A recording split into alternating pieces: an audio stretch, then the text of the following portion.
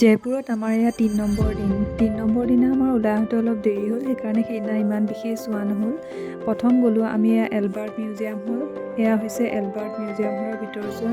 এয়া জয়পুৰৰ চবতছে পুৰণা মিউজিয়াম।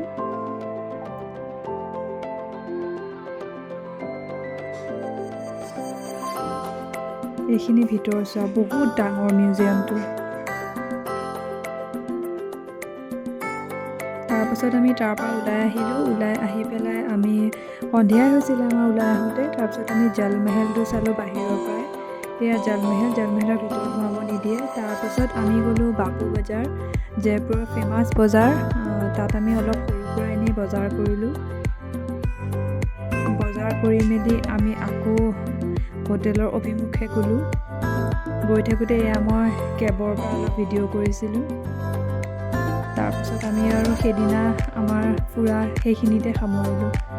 নেক্সট ভিডিঅ'ত লগ পাম, বাই বাই।